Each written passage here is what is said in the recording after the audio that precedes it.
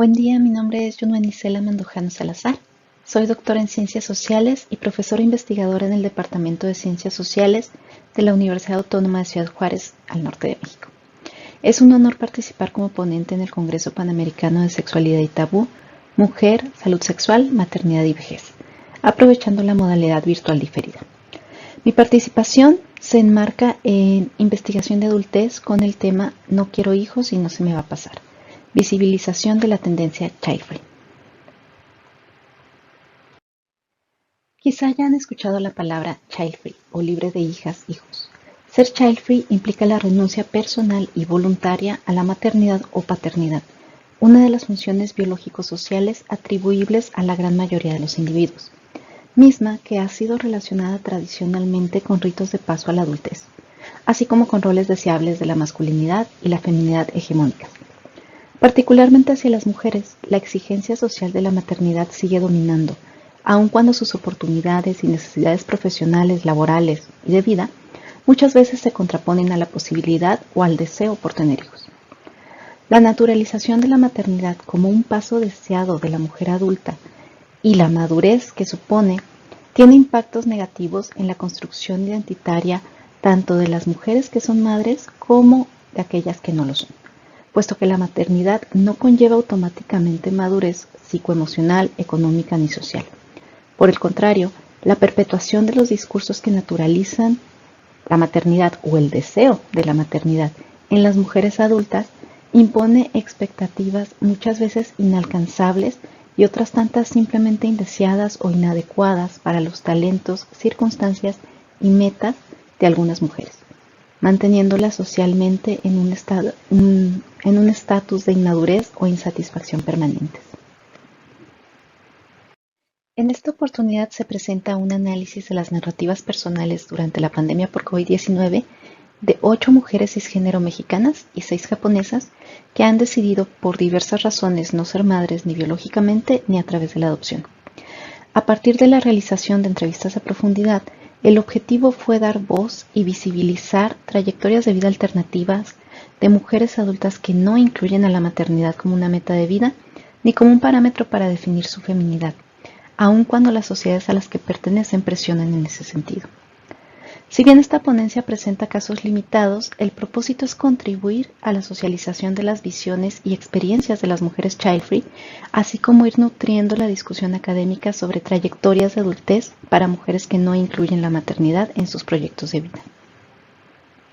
Las preguntas que guiaron las entrevistas fueron: ¿se ha visto afectada tu vida con la pandemia? ¿La pandemia te ha llevado a reflexionar sobre tu decisión de ser child free? ¿O se ha visto alterada de alguna forma esta decisión? ¿Has percibido una mayor o menor aceptación de tu decisión entre la gente de tu entorno? ¿Y cómo te percibes en este momento como mujer y como individuo? Se consideró sumamente relevante participar con esta ponencia, puesto que los discursos hegemónicos, tanto en México como en Japón, ponen énfasis en la maternidad como una meta personal y de estatus social. Así que las mujeres child free se perciben socialmente estigmatizadas y menospreciadas, aun cuando en su construcción identitaria defienden su decisión como una forma de madurez y de agencia. A fin de contextualizar en qué marco teórico se coloca esta investigación, pues cabe recordar que los sistemas sexo-género se producen y reproducen dentro de las sociedades, justificándose y reforzándose en la mayoría de las actividades sociales y culturales, dispersando dogmas sobre lo que define a alguien como hombre o como mujer, categorías dicotómicas de los discursos heteronormativos que van imponiendo prácticas sociales, naturalizando mitos y valores que sirven de mapas para que la gente se localice en ellos. Tal como Foucault debatió en sus estudios sobre la sexualidad y el poder, históricamente las funciones sexuales y reproductivas de los individuos han sido guiadas, incluso forzadas y controladas para servir a los propósitos de los sectores que ejercen mayor poder. En este sentido, la promoción discursiva de una mayor o menor procreación dentro de las familias ha sido clave de acuerdo con las necesidades económico-productivas de distintos periodos y sociedades. Sin embargo, debido a que los demógrafos consideran que la tasa de fecundidad de reemplazo es de 2.1 hijos por mujer, el discurso a favor de la maternidad ha perpetuado, incluso en la actualidad, la naturalización de esta como una función esencial de la mujer. Por lo tanto, particularmente para mujeres cisgénero, en sociedades pronatalistas como la japonesa o la mexicana, en donde los discursos hegemónicos de feminidad están esencialmente ligados a la maternidad, el hecho de incumplir con esta expectativa impacta su percepción de sí misma y su construcción identitaria, así como su desenvolvimiento social, comúnmente generándoles un estigma. En términos simbólicos, el estigma es una condición o un estatus que se le asigna a una persona que, en un contexto cultural específico, posee alguna característica que es socialmente considerada negativa, y esto conlleva la devaluación del individuo.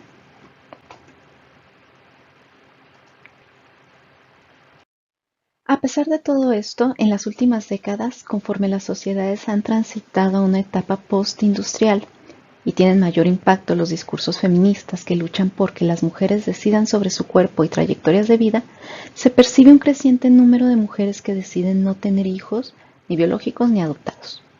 Este rechazo voluntario a la maternidad se ha denominado de distintas formas.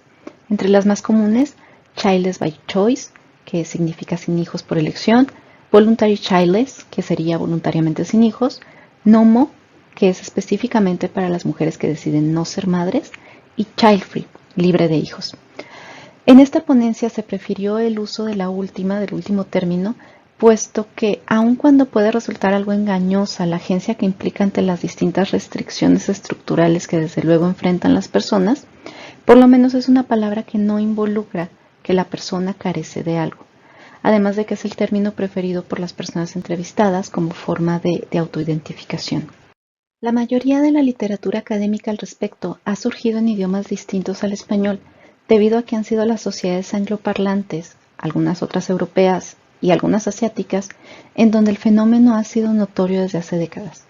Estudios centrados en Estados Unidos, Israel, Italia, Rusia y Japón, por ejemplo, han encontrado consistentemente que las mujeres que rechazan la maternidad se encuentran principalmente entre aquellas con mayor nivel educativo y de clase media o alta. Esto ha relacionado el fenómeno a condiciones socioeconómicas de privilegio que muchas veces son desdeñadas en la academia latinoamericana. Asimismo, coinciden en encontrar que estas mujeres son percibidas, o al menos ellas sienten ser percibidas, ya sea como una amenaza social o como perdedoras y dignas de lástima, en términos de una feminidad fallida, y esto ha develado los estigmas que se les imponen: ser egoístas, que odian a los niños, que son antipatrióticas o que son antifamilia.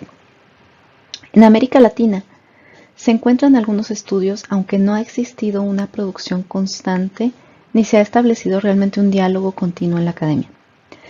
De los primeros estudios se puede encontrar en el caso de México uno publicado a inicios del siglo XXI que se centró en mujeres profesionistas mayores de 30 años, encontrando que en aquel momento el estigma más fuerte que sufrían era el de la esterilidad o el de tener preferencias sexuales no heteronormadas. Pero además sufrían discriminación en prestaciones laborales, puesto que legal e institucionalmente no se valora igual a una mujer casada o a una mujer que es madre que a una mujer soltera sin hijos.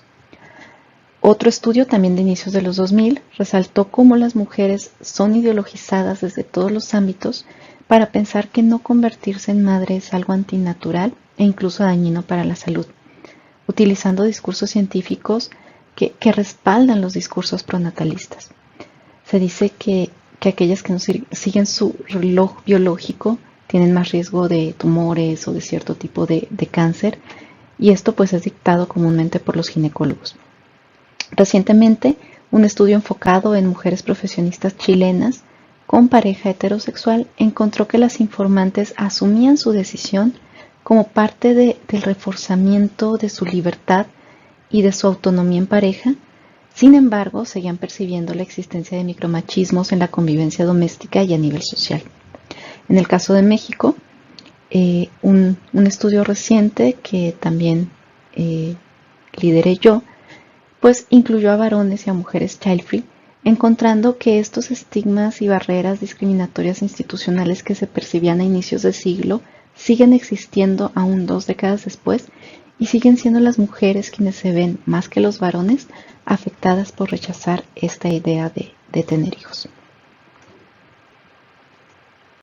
La investigación de la cual se desprende esta ponencia se ha estado realizando desde 2017 e incluye tanto a varones como a mujeres, teniendo distintos cortes a fin de presentar resultados preliminares que ya han ido siendo publicados con anterioridad. Parte de considerar que la narrativa de una persona es la forma en que se expresa su identidad, siendo negociada con los discursos del entorno, y que estas narrativas, por tanto, pues son constantemente reconstruidas a lo largo de la vida de los individuos. Se trata de un estudio exploratorio cualitativo que sigue el método etnográfico de corte interpretativo y se utilizó un muestreo de caso crítico. En la primera etapa del estudio se incluyó a hombres y mujeres mexicanos y mexicanas y japonesas, cisgénero, heterosexuales, solteros y child free. Estas entrevistas se realizaron entre 2017 y 2018. En una segunda etapa se incluyó también a otros varones y mujeres, pero esta vez solo mexicanos, mexicanas, y aunque se mantuvo la característica de cisgénero, no se limitó la orientación sexual, el estado civil, ni la situación romántico-afectiva. Estas entrevistas se realizaron en 2020. Para esta presentación, se consideró importante regresar a algunas de las informantes y presentar una actualización de sus narrativas luego de vivir ya 2 años de una pandemia que definitivamente ha estado desencadenando cuestionamientos personales y cambios en las tendencias sociales de todo tipo. Para esto, se contactó a algunas de las informantes y se les solicitó una nueva entrevista. Accedieron 8 mujeres mexicanas y 6 japonesas, como dijimos, cisgénero, child free, y todas ya mayores de 28 años y con una educación mínima de licenciatura. Cabe destacar que el nivel educativo no fue un requisito del diseño de investigación, sino que es parte de los resultados que se encontraron desde las etapas previas del estudio y que coinciden con lo encontrado en otros estudios a nivel mundial, como se dijo en la revisión de la literatura. La mayoría de las mujeres que activamente se identifican como child free definitivamente poseen una educación superior. Las entrevistas de actualización que se realizaron fueron a profundidad y de forma personal con cada informante por medio de las aplicaciones Zoom y Line entre septiembre y noviembre de 2021, teniendo una duración promedio de 50 minutos. Con el consentimiento de las informantes, se conservó la grabación de audio digital para realizar el análisis de las narrativas.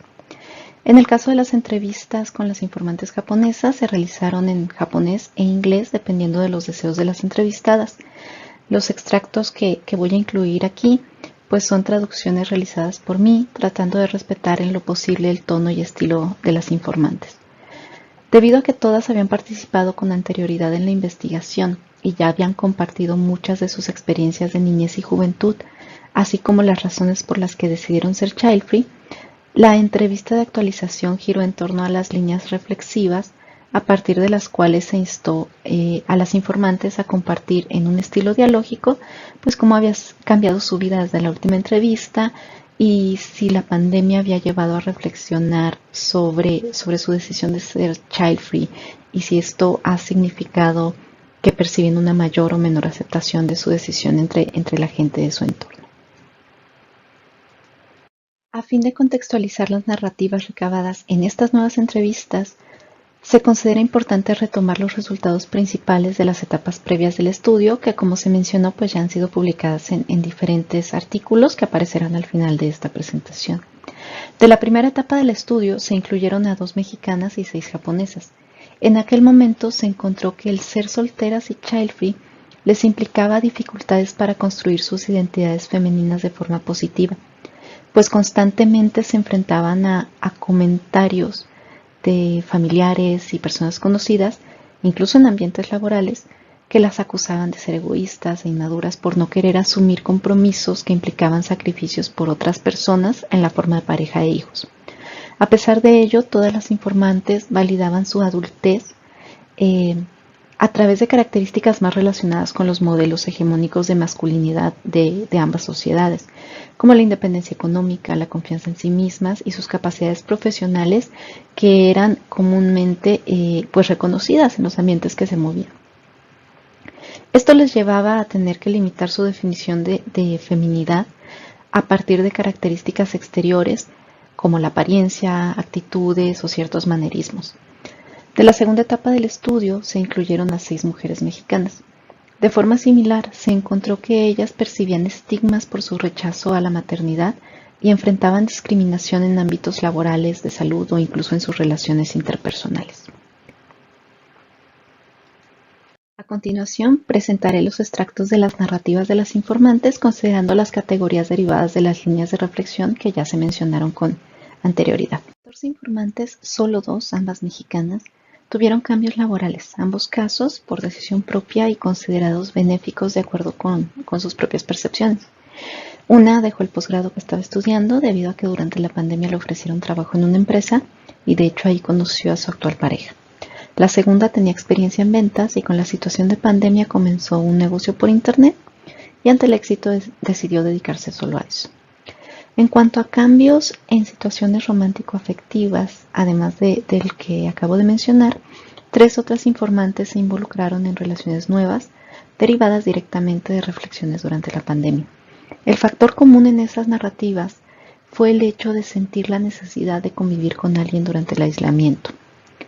La que presentó una situación de cambio no relacionada con la pandemia ni con situaciones laborales o afectivas, pero sí con su decisión child-free, fue una informante número 7, quien finalmente consiguió realizarse el procedimiento de salpingoclasia que había estado buscando continuamente por años en diferentes instituciones de salud y con diferentes médicos. Desde la última entrevista, la gran mayoría de las informantes no vivió cambios drásticos, y esto pues definitivamente refleja la estabilidad y la satisfacción con sus decisiones de vida.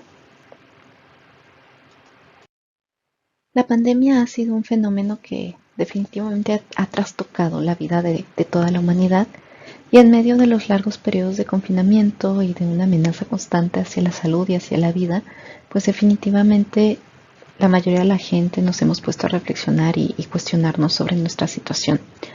Luego de 2 años de vivir en incertidumbre y con restricciones de diversos tipos, teniendo que adaptarse a nuevas formas de trabajo, de interacción, de ocio, de llevar la vida cotidiana en general, se encontró que las 14 participantes reafirmaron su decisión de ser child-free, aunque más de la mitad que estaba soltera previamente, pues decidió buscar una pareja, como ya se mencionó antes.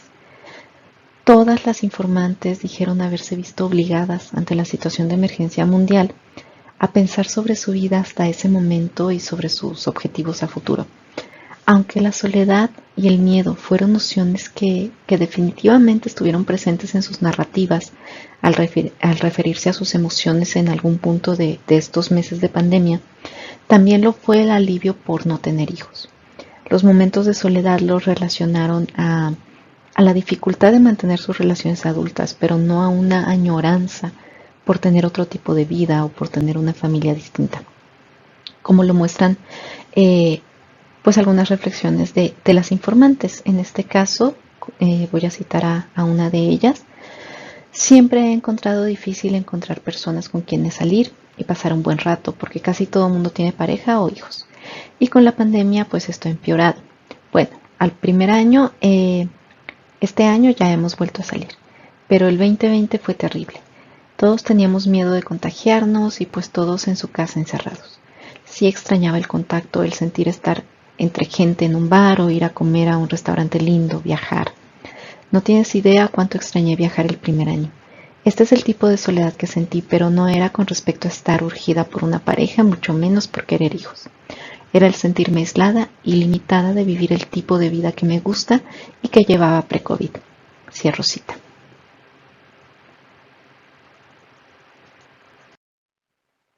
La pandemia también parece haber cambiado un poco la percepción que las mujeres child-free tienen de su imagen social.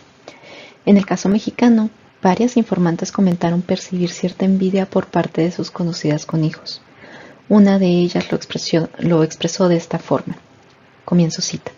Sí, he sentido que mis compañeras de trabajo, mis cuñadas, incluso personas casi desconocidas con las que he coincidido, y surge en la plática que nosotros no tenemos hijos, sienten algo de envidia. Lo cual es bueno. Me gusta sentir que ya no es lástima porque piensan que no podemos tener, aunque les insistimos que no queremos. Sí, es como que en la pandemia las personas con niños se las han visto negras, peor de lo normal, y nos ven a mi esposo y a mí mucho más calmados. Mis cuñadas sí me han hecho comentarios tal cual del tipo, qué envidia que no tengas que estar siendo maestra de primaria a fuerza. Cierro cita.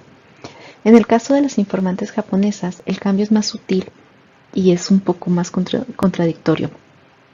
Perciben aceptación a su decisión por parte de personas cercanas, pero también una mayor acusación por parte de la sociedad y el gobierno. Abro cita y recuerdo que esta es una traducción propia, tratando de seguir en lo posible el estilo de la informante. Es raro. Mi hermana, que tiene 2 hijos y antes me molestaba mucho, siempre tratando de conseguirme pareja y diciendo que ya no iba a alcanzar a tener hijos, ya no me dice eso. Ella ha estado sufriendo mucho porque tuvo que renunciar a su trabajo para quedarse con los niños en casa. Al bebé no lo puede llevar a la guardería y al de primaria a veces tiene que ir, otras estar en casa.